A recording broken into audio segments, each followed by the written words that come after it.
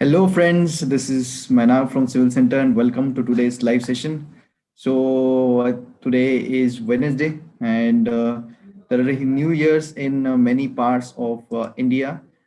Some will be celebrating Gudi Parva, some will be celebrating Pongal, Sankranti, and various festivals in Pano Sankranti in Odisha. So there are many festivals in various parts of our country. So a very happy regional New Year to all of us, all of people all over the India, and also our viewers. Very auspicious day, and I guess Navratri is also going on. Hope the preparations are ongoing. So today we are going to discuss a very important topic about site engineer. So when you discuss about this civil engineering, the very first thing which comes into your mind must be the site engineer. But in today's video, we're going to discuss what are the skills which you need to acquire over the course of your particular BTech or after BTech, so that you can become a successful site engineer, whether you can so that you can crack any interviews which in which interviews you go. So that we are going to discuss. So let's see how many viewers we are having right now, and we will also make sure to also ask questions, so we'll answer to those questions also. And we have the registration link for the training in our uh, we'll just place it in our comments also, so that if anyone wants to register for the training, and they can do so. Okay, so we'll discuss about our training later, but let's first discuss about the roles and responsibilities of a site engineer. So let's see how many people have joined. I think anyone. Okay. Okay. So first of all, what are the things you need to manage in the site as a site engineer? Work is going on. Any work is going on. First of all, it's important to understand at which stage is the work. Suppose it's a new work. So it will be at the stage of like layout or marking, excavation, concreting. So you need to understand about the particular stage at which the work is going on. So let me see, I'll just share with you some of our experience of the works, so that I can also tell you with the practical examples within each stage. So it's going to be a interesting session, because I'm going to give the practical examples of our site, so that you can have an idea. In the meantime, if you have any question,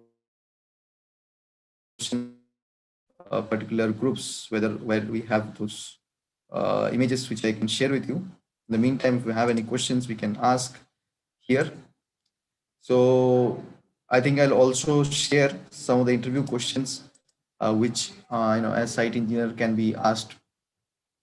Basically, during the BTech, we all know about materials, and we all know about some tests also. So those tests, obviously, you need to know the technical part, the theory part. You need to be clear of. And in addition to that, what are the things you need to learn? You need to be able to manage manpower as well. So that is the one thing which I think this is not covered in our class, but that is very important. So that I'll just advise you, all of you, those who are naturally like dealing with themselves, taking care of themselves from living independently from in their teenage, they will don't have any problem. But those of you who are serious students, good students, only focusing on education and have less friends, are nerdy kind of people. So for those people, there's an advice that you start if you are doing civil engineering, then start mixing up with people, and start talking to other people, how to manage people, how to know what the other person is saying. So because when you suppose we have a plan or a structural drawing which you have to execute at the site, the first thing is your concepts, which will be that you need to understand the structural drawing first. So for that, you need to know how to study the structural drawing, which we'll discuss in today's session. We'll take up a structural drawing, and I'll show you with examples how to provide that site. And after you have that structural understand the structural drawing, you must also know how to execute that particular structural drawing at the site. And if any problem comes in the execution, then you have to manage with your particular the workers, the contractor which is present at the site. And if the contractor doesn't listen to you, then you have to talk to with your supervisors. And if you are working for any private institution or private contractor also, if you're working under any contractor, most of the times you also need to talk to your clients also.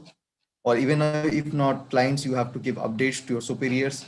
So how to give updates, what is the format for giving updates, we'll also discuss about that. What are the things which we need to, which you can consider, we'll also discuss about those things.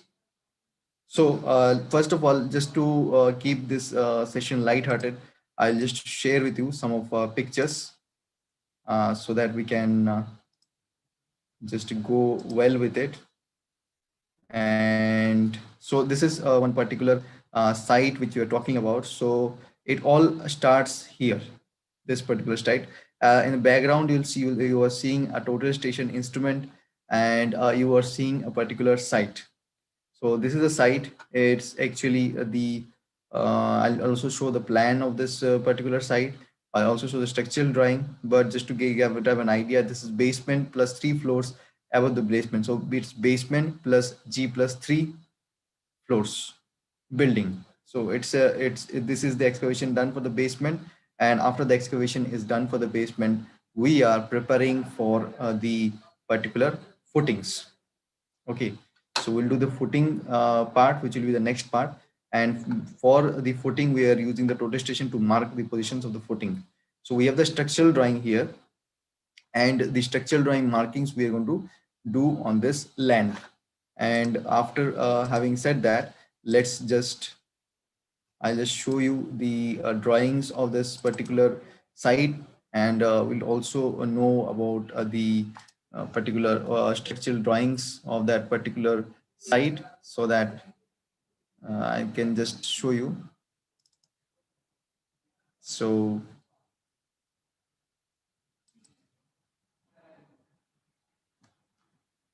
just to give you a very brief idea with you, I'll share the structural drawing and show this to you. Okay, so this is the structural drawing of the site, and I'm not going too much detail for the structural drawing. Just this, I'll go into step by step. The basement excavation for the basement is done. About 6 feet excavation for the basement has been done below the ground level, and 5 feet will be above the ground level. The total height of the basement is 11 feet, and these are the locations of the footings, as you can see here, footing locations. And in this, we will do the marking of the 4 corners of the footing locations using the total station. So what the total station instrument does is that, as you can see, these are the points of the footings. It will mark those points on the actual position of the ground. So after, as you can see, after the total station marking will be done, then we'll move on to the next page. As you can see, the total station markings are being done. So it will be very interesting to observe all the phases. So when the total station process is done, what happens is that first of all, we have the instrument has to go to the site. What the first person with the instrument, one operator and one prism man. This person is the prism man carrying the prism. He has to go to the site and measure the boundary. So it's obviously let's just check. Please save this session. I am in train, able to watch it here. Suyash, this session will be available, so don't worry. Just you have a happy journey in the train.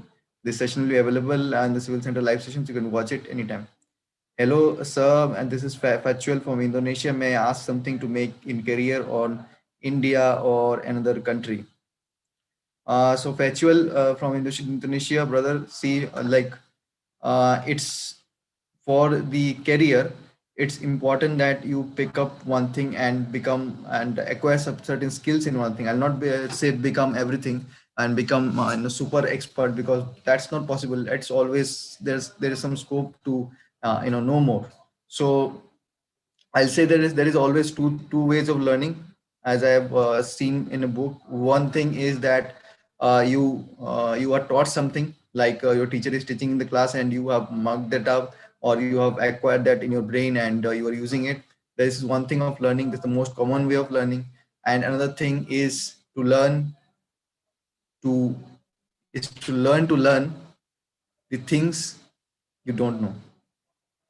So this is the thing. So if you can learn to learn the things which you don't know, like, so for example, this particular session, what I'm saying, if you're not knowing this, if you learn to learn the things which you don't know, then you will be able to acquire your pile up your skills on that particular field. And then you will be able to land job in Indonesia or in anywhere in India.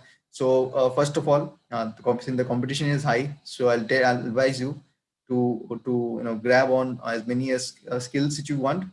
And the skills which you will select, I'm talking about site engineering here. If there is an opportunity of site engineer at your in your position, then you should definitely go for it. Or otherwise, if there is an opportunity in the other field, then you can choose that other field also, because ultimately at the end of the day, employment is very important, in addition to skills and knowledge also. Okay, so coming back to replying his question, and coming back, and by the way, in India, the job situation for civil engineering is, unfortunately, I'll not lie, it's unfortunately very a little bit on the lower side. But still, people with skills, we are also hiring as a company. So people with skills have always will have requirements, and always they will not sit idle. That's for sure. Okay, so total station marking. So what happens in the total station survey? There are two kinds of main survey as far as this building layout is concerned. One is the topographical survey, and other is building layout. So in the topographical survey, what happens is that they will measure the boundary of the plot. Plot का पूरा boundary का measurement लिया जाता है. आमतौर पे ये बोला जाता है, most of the times people tell that, like, this is my plot and this is my length, this is 40 into 50. But 100% or 95% of the times it's not that case. There is somewhere it is bent, somewhere it is a curved line. Those things cannot be measured by tape. Only by total station we know the actual dimensions of the plot. So they measure some points along the boundary, and they get the actual boundary. When we get the actual boundary of the plot in the AutoCAD software, then we place our particular footings in such a way that it fits into that particular plot. So when it fits into that particular plot, we mark those positions on the ground. So starting, what they did is they did the topographical survey of the plot, and after that, after completing the topographical survey, they went for the marking of the points of the footing using the total station instrument. So after the marking, it looks like this, and as you can see, some marking has gone up. What happened is that during the time of marking, there were some points which were outside. We need to excavate more. So we did that later. Some points are here, so we needed to excavate more. Some these things happen. These things keep on happening at the site. So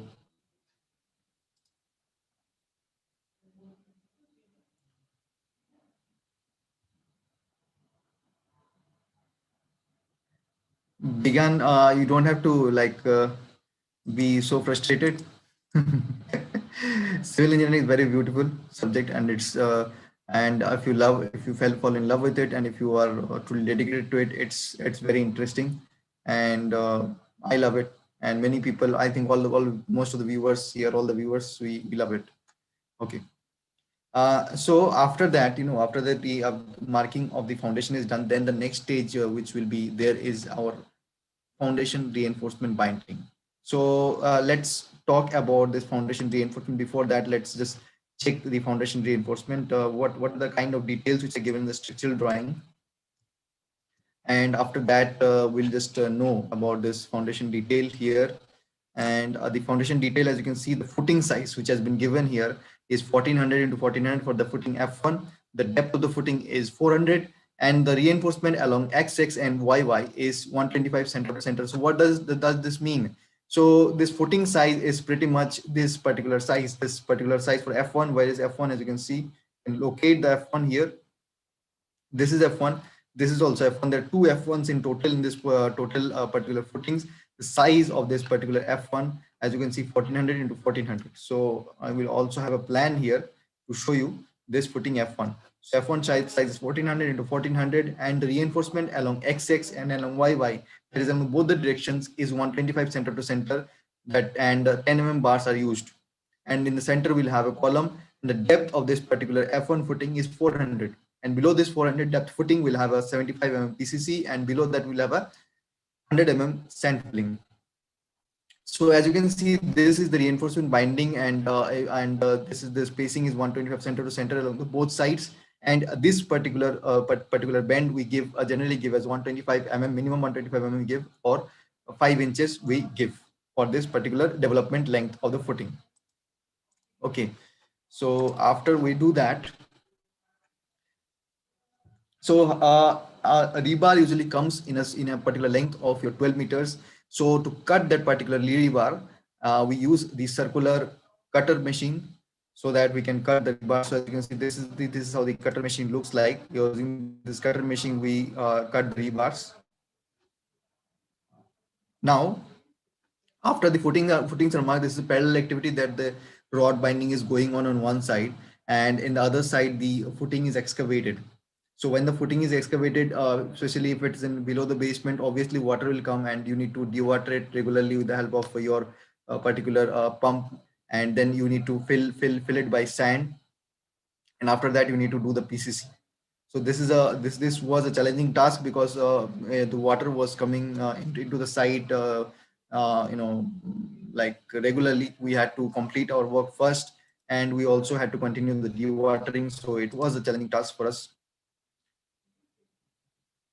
Come on, guys, only 4 viewers. I think this is a very interesting topic, and which you should share with your friends. Do share with your friends, and do share in the WhatsApp group so that this knowledge can be taken on by others as well.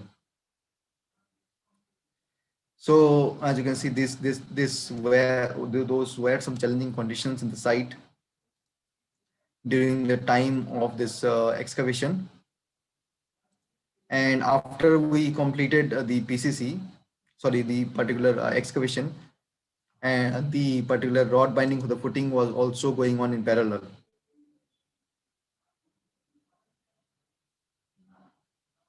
As you can see here, how their rod binding and by detail, and they're also checking it in here. And when you have platform like this, it really helps to for the rod binding. The at site, the rods or the reinforcement are tied with the help of a chain, so that to prevent quick theft. And obviously you'll need to have a hut or a temporary house so that someone can stay and during the night to prevent theft. And the borewell location is also very important. This is the borewell location, and the borewell is usually situated in the northeast corner of the plot as per the vastus. So these are the cover blocks which we had prepared for the footing. As you know, the minimum cover of the footing is 75 standard cover, which you should give. So this cover blocks of 75 which we had prepared. So I'm just going phase by phase so that you can understand. These are the footing reinforcement.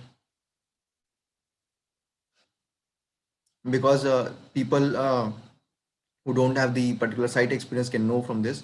So this was during one of my site visits where I had gone and checking the rebar, the column reinforcement bindings. As you can see, this is the column reinforcement binding, and column reinforcement binding is ongoing here. As you can see, dewatering is also regularly ongoing while they are doing this works.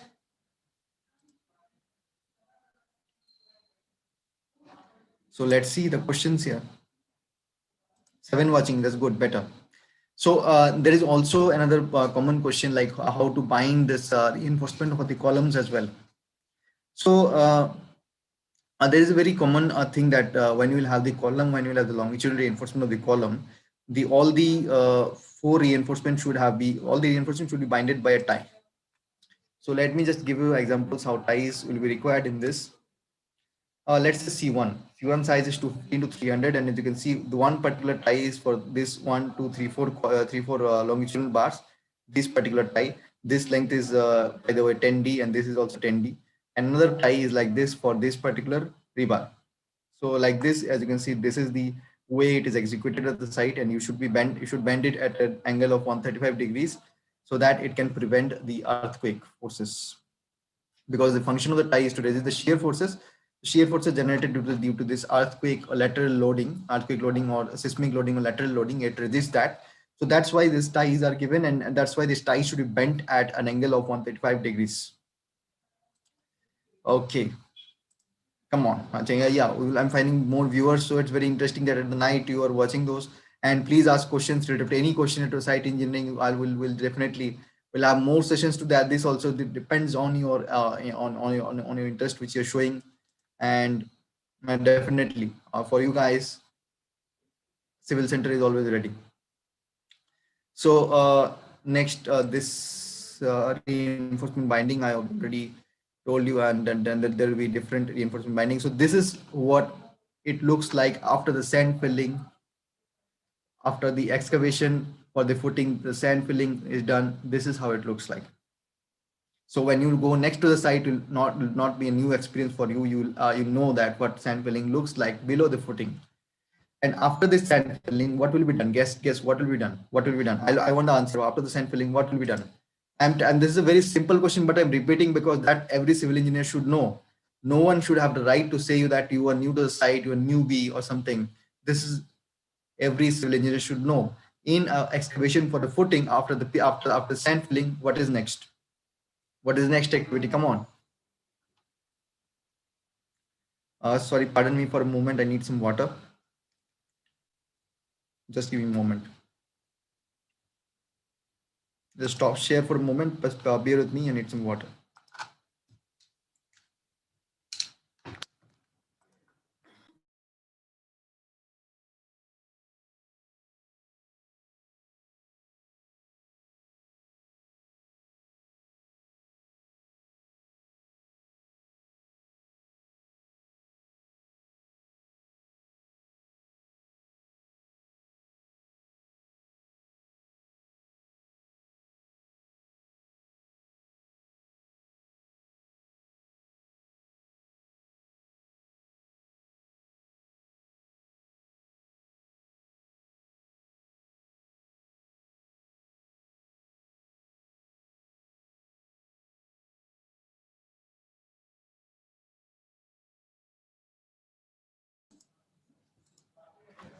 Okay, so I'm back. Thanks for bearing with me. And let's see, any answers which you have? Yes, PCC, Bhavya Pandya, Bhabi Pandya. So, sorry if I pronounce your name wrong. Pandya, I'll call you Pandya. PCC is the right answer. And Prasad Seller has written many things. What have you written here? Sir, I have one doubt regarding THD. Why cannot you change the number of principal bars in RCC columns as you provide combination at site? Principal bars of RCC column, you can change that using the interactive design. Right click on that column and then go for the interactive design, and then you can change the principal numbers of bars in the RCC column. Plumb concrete and sand filling if the soil bearing capacity is low, or else we'll go for the PCC. Okay, you're the right answer. Thank you, Bhavya and Prasad, for giving the answer. So we want more answers. Come on. Okay. So we'll go back. So let's see how the PCC looks like after the sand filling. So this will be a very interesting point for all of you guys. Now, this is the another reinforcement for the particular footing. So now tell me, what is the purpose of the PCC? This is the interview questions. I'm preparing for you for the interviews. Nobody can call you that you are inexperienced. Come on. What is the function of PCC? Why PCC should be given? Come on, 5 people watching. Come on, share with your friends and tell me. Why should you go for the PCC? What is the purpose of PCC? If even if you don't answer the question, you can just you think and just write, or you can Google it, but answer. I need answers.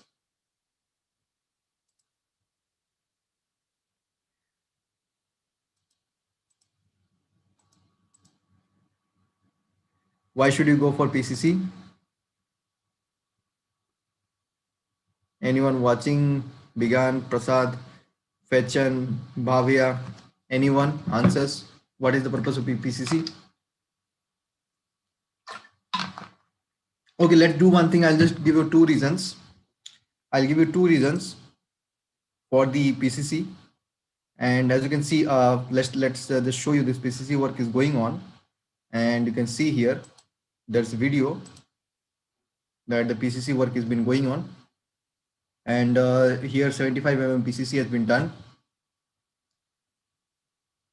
The ratio used in this PCC work is 1:4:8, 7.5.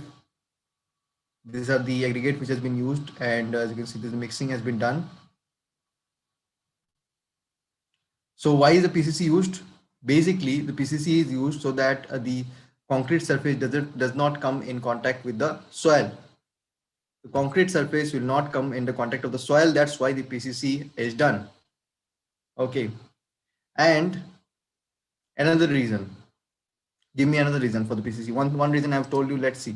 Another reason. Level, surface, and distribution of load on wide area. Bhavi, that's a very wonderful answer.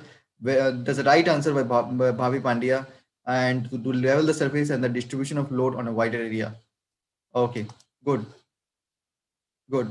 So 4 users, only 4 users. Come on, I want more users. More viewers. Okay, so after the PCC is done for for two reasons. One thing, that the concrete surface does not come in contact with the soil. Second one is so that it can have a level surface for the proper load distribution. So you can see at the side how the PCC looks like. Good. After the PCC, what will be the next step? What should be our next step after the PCC?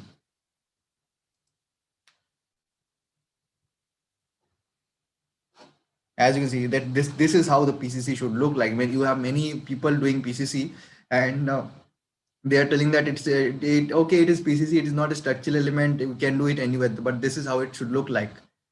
Clean, neat, to give you that level surface, or else the purpose is not met. Don't do PCC then. Either do the PCC like this, or else don't do the PCC, because it will give you proper load distribution and it will avoid that contact with the soil. And if there is some soil, some like some dusty rocky kind of PCC, don't do that. Not required. Just go after the sand filling. So PCC should be like this: clean, neat, level. With the help of this water level, you should level the PCC, all the PCs of the footing at the same level. So now with that, answer me why the footing should be at the same level. Why the base of the footing should be at the same level. Come on. I'm asking you very practical interview questions for the site engineers, because when you go at the site, this knowledge will be required.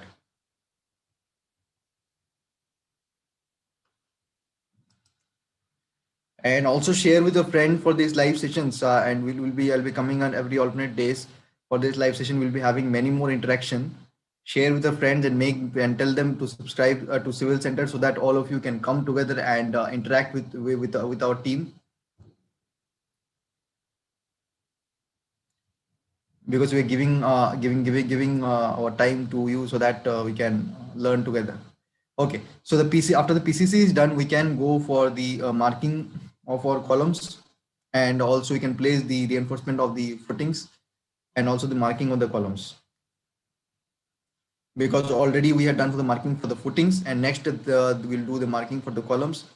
As you can see, this is me at the site and checking the marking for the columns. As you can see, these yellow points, These yellow points are the markings for the columns. As you can see, these are the yellow points, which are the column markings which had been done using the total station instrument.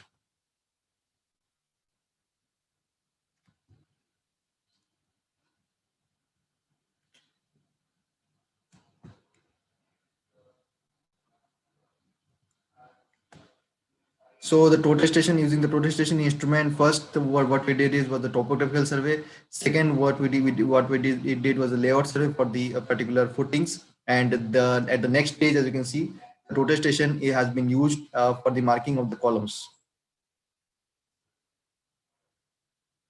So let's see the comments also in the comment section. Also, these are the PCCs and some of the markings. As you can see, these like this, you can do the marking for the column, so that when you place the particular layer of the reinforcement layer for the footing, and after that you will place the reinforcement layer for the particular column, so that they can lie in this area. Now tell me, what will be the next step for this construction? The marking of the particular column has been done. What will be the next step?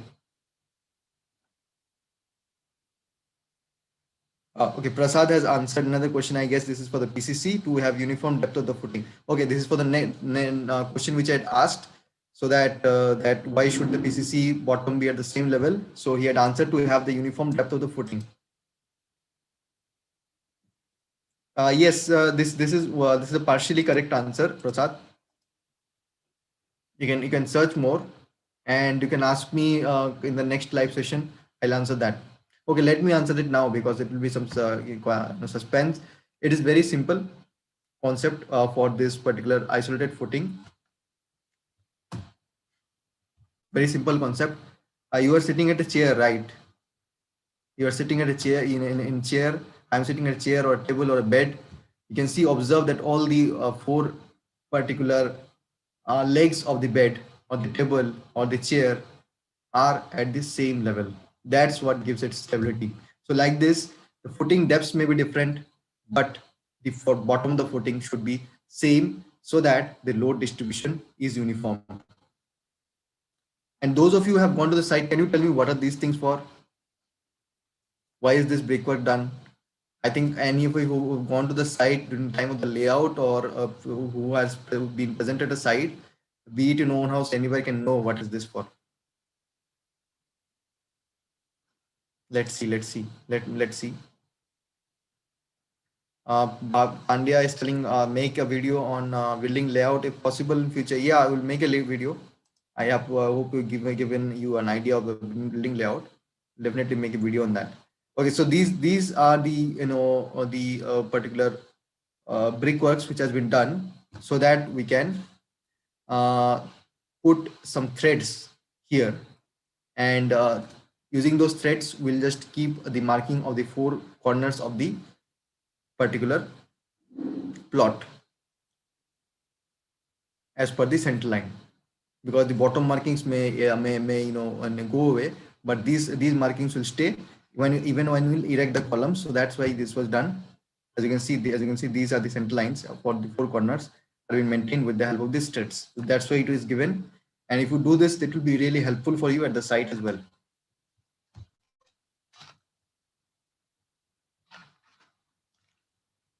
So the layout has been done with the help of the total station, as you can see here.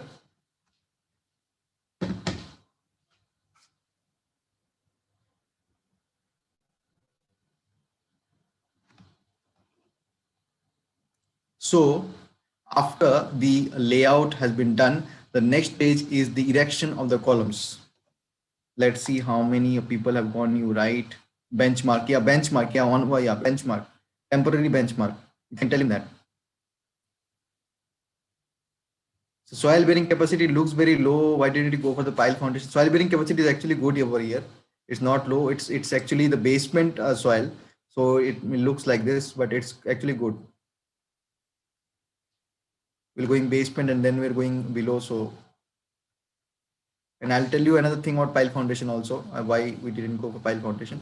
So as you can see, the erection of the columns. So for the staging of the columns, as you can see here, 120 mm rod has been used to keep the column straight. And here, as you can see, the wooden planks for the supports or the props for the support are also being used. So it's important to keep the column straight, and to keep the column straight, you can use 25 mm bars, 20 mm bars, and also the wooden planks, but it should be the straight, it should be straight, and in vertically you also need to check with the help of plumb bob it is whether it's straight or not. So staging of the column is very important step. And as you can see, the staging of the column will be possible only after the placement of the footings. And as you can see, cover blocks have been used. Some excessive cover blocks are used here.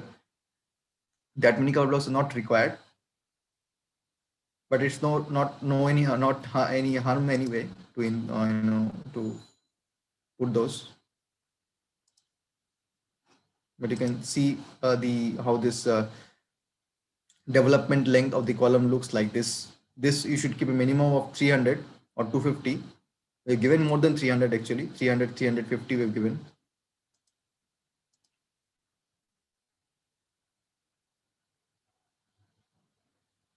So after these columns have been erected and the footings are also done, next thing what we did is some of the columns were eccentric. So for all these eccentric footings, we had a connection between the footings.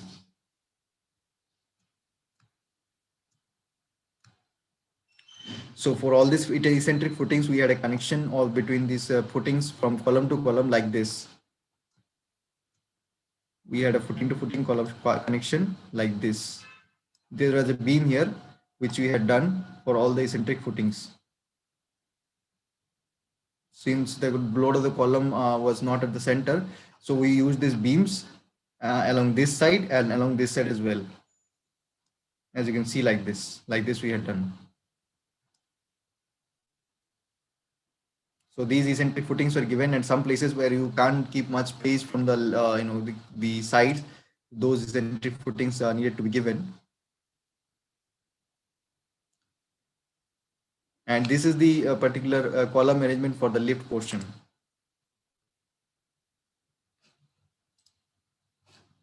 So after this, the next thing is the shuttering and the footing works. So so I think we'll cover that in the next part, and also we'll also know more about the structural design, as well as we'll know about the particular drawing here. So I guess that's all for today's video. Thanks for watching, and in the upcoming session we'll know more about these construction steps, construction activities, and we'll also know about the concreting works, how to maintain the concreting works.